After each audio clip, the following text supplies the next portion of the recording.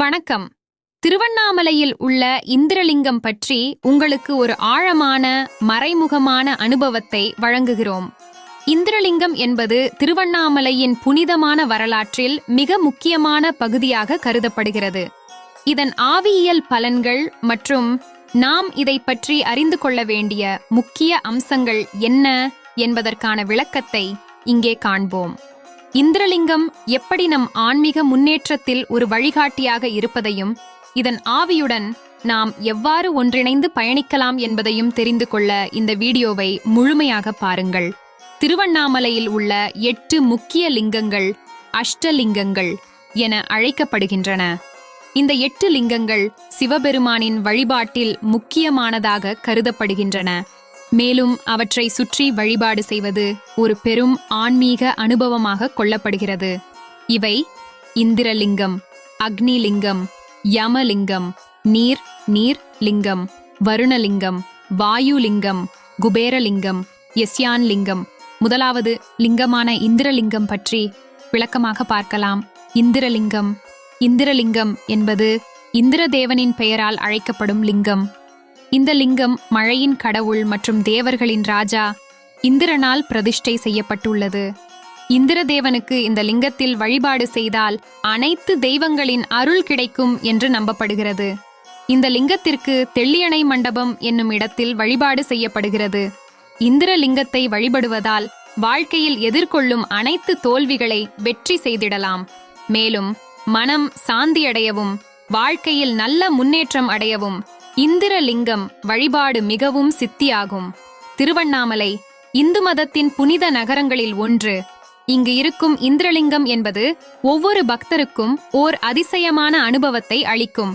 இந்திரலிங்கம் என்பது சாதாரண லிங்கமாக மட்டுமில்லை. இது ஒரு மறைந்த ஆற்றல், ஆன்மீக சக்தி மற்றும் நமக்கு தெரியாத பல அம்சங்களை உள்ளடக்கியது. இது நம்மில் உள்ள மறைவு உலகத்தின் அழியாத ஒரு அடையாளம். அதுவே இந்த லிங்கத்தின் முக்கியத்துவத்தை விளக்குகிறது. பகவான் சிவனின் ஆழ்ந்த பிரம்மச்சாரியத்தின் அடையாளமாக கருதப்படும் இந்திரலிங்கம், இது ஆன்மீக முன்னேற்றத்திற்கு வழிகாட்டியாகவும் நமது மனதை ஆழ்ந்ததிலும் ஆழமாக கவர்ந்து கொள்ளும் சக்தியாகவும் உள்ளது. இதை கண்டடைய உதவுவது நமக்கு அளிக்கப்படும் ஒரு பரிசாக கருதலாம்.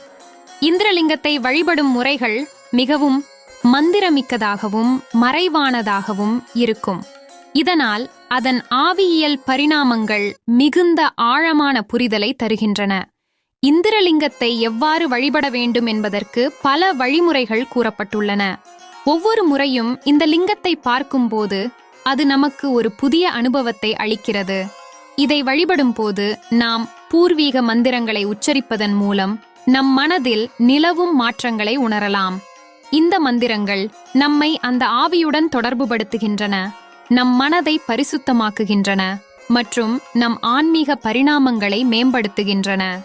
இதனால் இந்திரலிங்கத்தின் முன்னிலையில் நின்று நாம் நம்மை தியானத்தின் மையமாக ஆக்கி அதன் ஆவியுடன் ஒன்றிணைந்து நம் ஆன்மீக முன்னேற்றத்தை உறுதிப்படுத்திக் கொள்ளலாம். இதை அனுபவிக்கும்போது நமக்கு உண்மையில் அதன் ஆற்றல் புரிய ஆரம்பிக்கும். இந்த லிங்கம் நமக்கு மறைவான உலகத்தின் ஒரு நுழைவாயிலாக இருக்கிறது. அதனை நமக்குள் திறக்கும்போது அதன் மறைந்த ஆற்றல்களை நமக்கு அனுபவிக்க கூடியதாக மாற்றுகிறது. இந்திரலிங்கத்தின் முக்கியத்துவத்தை பற்றி பேசும்போது நாம் புரிந்து கொள்ள வேண்டிய சில முக்கிய அம்சங்கள் உள்ளன. முதலில், இது ஒரு ஆன்மீக சோதனைக்கான பரிசு. இது நம்மை மேலோட்டமற்ற சிந்தனை மூலம் வெளிப்படாமல் எவ்வாறு மனதில் உள்ள ஆவியுடன் தொடர்பு கொள்ள வேண்டும் என்பதை புரிய வைக்கின்றது. இரண்டாவது, இது நம் ஆன்மீக தேடல்களை மேலும் ஆழமாக கொண்டு செல்லும் ஒரு வழிகாட்டியாக செயல்படுகிறது. மூன்றாவது, இதன் ஆவியியல் அனுபவம் நம் உடல் மற்றும் மனதை ஒரே சமயத்தில் பரிசுத்தமாக்கவும் புனிதமாக்கவும் செய்கிறது. நாம் இந்திரலிங்கத்தை எவ்வாறு அணுக வேண்டும் என்பதில் முக்கியமாக கவனிக்க வேண்டியது, அதன் ஆவியுடன் ஒருபோதும் விலகாமல் அதை அன்போடு பக்தியோடு நம் மனதின் ஆழத்தில் ஒரே சமயம் அனுபவிக்க வேண்டும். இதனால் நம் ஆன்மீக தேடல்களில் ஒரு புதிய பரிணாமத்தை அடைய முடியும். இந்த லிங்கத்தின் முன்னிலையில் நின்று அதன் ஆவியுடன் ஒன்றிணைந்து நம்மை முன்னேற்றுவதற்கான புதிய வாய்ப்புகளை உருவாக்கலாம். இது நமக்கு வழங்கும் அனுபவம் மறைவான உலகத்தின் மீது நமக்கு ஒரு அன்பான பார்வையை வழங்குவதோடு அதன் ஆவியுடன் நாம் ஒருங்கிணைவதற்கான புதிய வழிகளை நமக்கு திறக்க உதவுகிறது. இந்திரலிங்கத்தை தியானத்தின் மையமாக கொண்டு நம் மனதின் ஆழத்தில் அதன் ஆற்றலை உணர்வதற்கான வழிமுறைகளை நம்மால் தேர்ந்தெடுக்க முடியும். இந்திரலிங்கத்தின் முன் நின்று அதன் ஆவியுடன் நாம் உறுமையாய் இருப்பது நம் ஆன்மீக பயணத்தில் ஒரு மிகப்பெரிய முன்னேற்றமாகும். இதன் ஆவியினால் நம் மனதின் ஆழத்தை தெளிவாக்கி நம் ஆன்மீக தேடல்களை மேலும் விரிவுபடுத்துவதை அனுபவிக்கலாம். ஆன்மீக முக்கியத்துவம். இந்திரலிங்கம் அர்ச்சனை செய்தால் மன உறுதியும் வாழ்க்கையின் எந்த தடைகளை சமாளிக்கவும் உற்ற சக்தியும் கிடைக்கும். இது அனைத்து விதமான சோகங்கள், துன்பங்கள் மற்றும் தோல்விகள் நீங்கும் வகையில் பயன்படுகிறது. பாபங்களை நீக்கும் சக்தி கொண்டது. வழிபாட்டு முறைகள். இந்திரலிங்கத்தின் அருகில் தியானம் செய்தால் மனதில் உள்ள குழப்பங்கள் நீங்கி தெளிவு மற்றும் சாந்தி கிடைக்கும். பலரும் வழிபடும்போது, குறிப்பாக சந்தனத்தால் அபிஷேகம் செய்தால் அதிகமான நன்மைகளை பெறலாம். சிம்ம லக்னத்தில் பிறந்தவர்களுக்கு அல்லது சூரியன் பலவீனமாக உள்ளவர்களுக்கு இந்த லிங்கத்தில் வழிபாடு மிகவும் ஏற்றதாக கருதப்படுகிறது.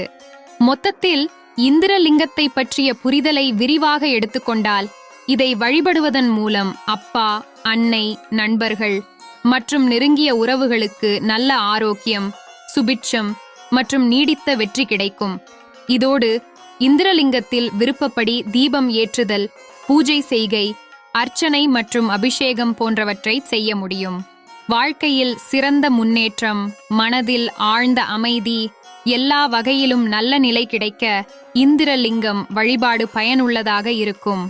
இன்று நாம் திருவண்ணாமலையில் உள்ள 8 முக்கிய லிங்கங்களில் முதல் லிங்கமாக விளங்கும் இந்திரலிங்கத்தின் முக்கியத்துவத்தை பற்றி அறிந்து கொண்டோம். இந்திரலிங்கம் அதன் ஆவியுடன் நாம் ஒருமையாயிருப்பதற்கான மிகப்பெரிய ஆன்மீக அனுபவத்தை நமக்கு அளிக்கிறது. இதனை வழிபட்டு அதன் மறைந்த ஆற்றல்களை அனுபவித்து உங்கள் ஆன்மீக பயணத்தை மேலும் மேம்படுத்துங்கள். திருவண்ணாமலையின் மற்ற லிங்கங்களை பற்றிய தகவல்களை விரைவில் பகிர்ந்து கொள்ள இருக்கிறோம். இந்த வீடியோ உங்களுக்கு பிடித்திருந்தால் லைக் செய்யவும், சப்ஸ்கிரைப் செய்யவும் மறக்காதீர்கள். புதிய வீடியோக்களை நீங்கள் தவறாமல் பெற பெல் ஐகானையும் அழுத்துங்கள்.